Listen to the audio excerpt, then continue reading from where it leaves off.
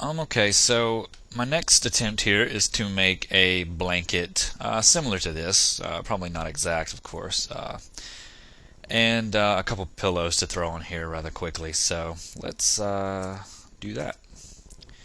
So back in Max, what I'm going to do is get rid of the stuff I don't want. So stuff like this, just hide selection, then hide selection, and we'll just keep it to this right here.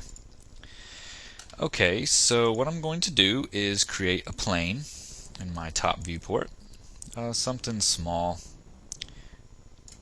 Alright, I'm going to set it above the mattress, kind of like so. I'm also going to turn it a little bit. Might make it a little bit bigger, something like that. And you see that I've added a million different segments here, 10 by 20. You can up this as many as you want to. Just remember, the more you have, the more it's going to take on your computer, especially mine, since I'm working off a laptop. But what you can do is just test it with as many segments as you want to. Hopefully your computer won't crash. But we're going to make this fall down using cloth modifier. Before I do that, I want to create some cylinders. I'll just create them right here in the front, add some length here. One of the top view. I'm just going to rotate them a little bit, kind of like this. And I've used reactor cloth in the past and some other things, reactor cloth and sculpting and FFD modifiers to get cloth to look right, and you know, they're all good, I suppose. They all have their advantages, but I kind of like using this method right here. What I'm going to do is just create some cylinders to throw under here so that this cloth has something to fold up and over. Something like that. I'm going to select one, convert it to an editable poly, and then go to my attach options here and just select the other cylinders and hit attach. So it's all one thing. Alright, and when I have that, I'm going to select the plane and call it bed sheet. I'm going to go up here to the modifier list and hit C for cloth and add that.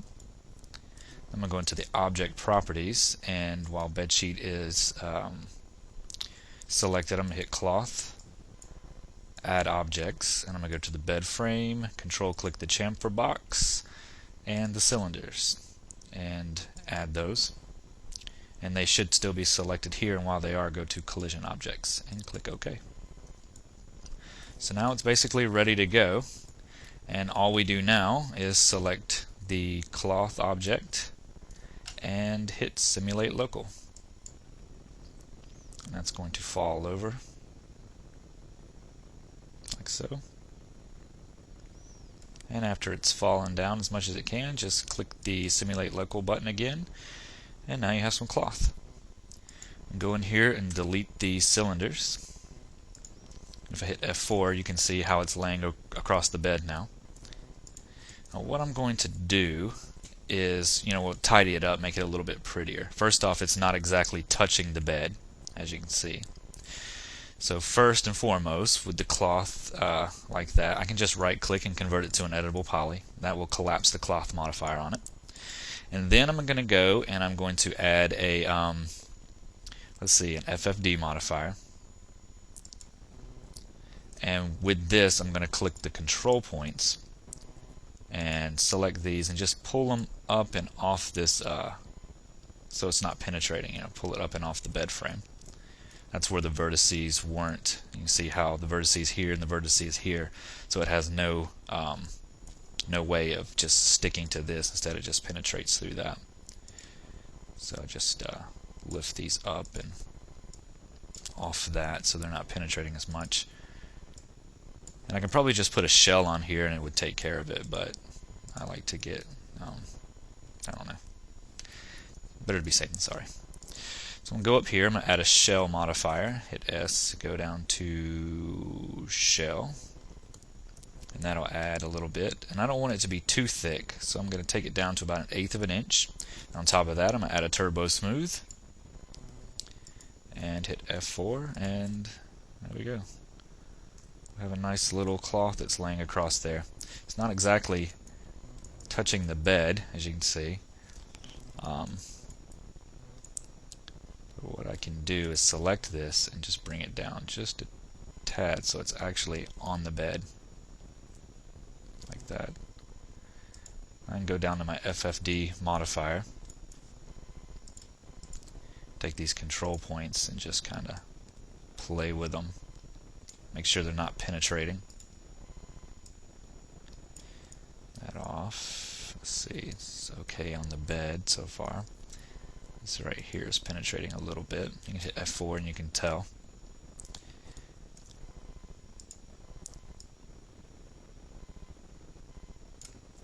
Alright. And that is a bed sheet that's hanging across there. It looks pretty convincing actually, with no sculpting, no big deals. You kind of see where it's cylindrical here, but if you manipulate the cylinders well enough and form them how you want to, maybe like make a snake kind of way, you know, it'll all lay down pretty nicely, and you really won't have to do too much after that. Let's create a couple pillows while we're at it.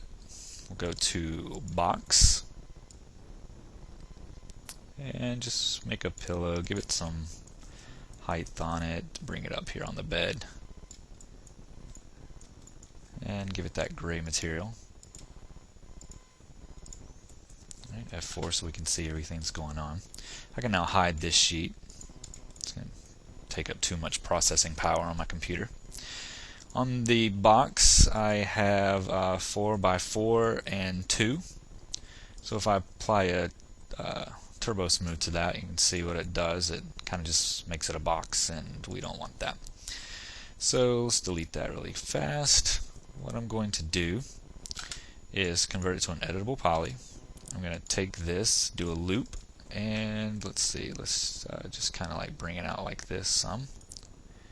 And I'll add that turbo smooth on top of that just so we can see how we're doing.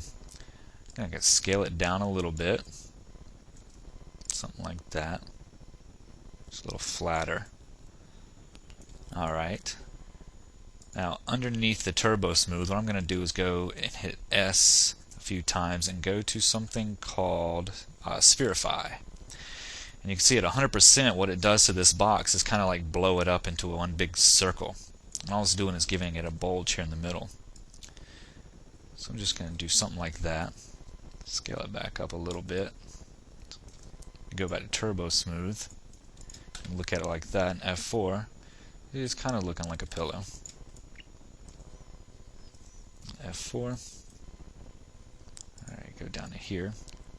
And what I'm going to do is do a ring selection here and do a connect. Kind of make it out like that. Alright, go back to turbo smooth, and we have that. Under the Spherify, what I can do is add an FFD modifier, 4x4. Might look a little funky. Let's see.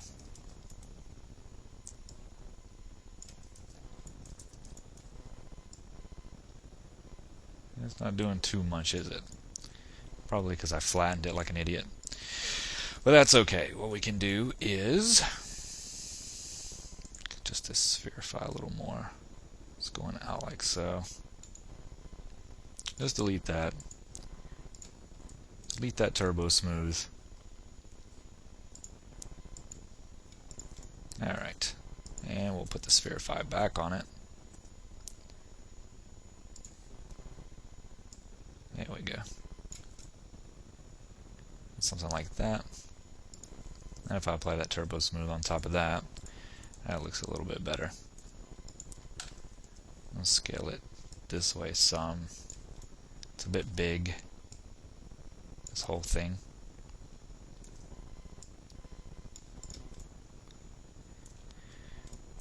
And pillows you can do so many different ways too. We can add a sheet around it, much like we did the blanket. You know, you can just put a box around it and make a sheet. Put this inside a little box area and have the sheet fall down over it, the pillowcase. We can add wrinkles and folds to this, but what I'm going to do with this actually is I'm going to leave it as it is. I'm going to call it pillow 1.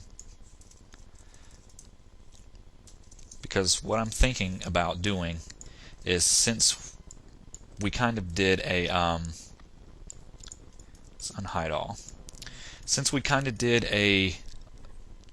the blanket here using cloth, and we're not going to sculpt on it. And in this, what we can do is also show another method and do sculpting on that, and we can do that in the texturing DVD. So I think that's what I'm going to do. I'm just going to leave it alone. Sorry about that. I'm just going to duplicate this over.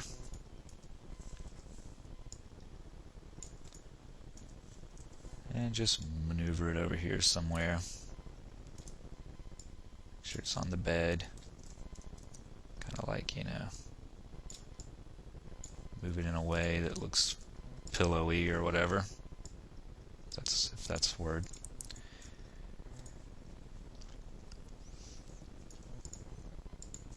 Alright. And I might actually take these and scale them down a little bit more. There we go. So now we have a couple pillows that are on there and a sheet, and everything's looking good. What I'll do is render this, Shift Q, and I have that ambient occlusion shader on it. And you can see right now it's pretty decent, actually. You know, we could probably get away with just texturing those pillows and it being fine. You know, doing a bump map for the wrinkles and such. But I think we're going to actually use some sculpting techniques in the next DVD for that. Alright, so save your work, and in the next tutorial we'll move on to the actual dresser drawers. So see you there.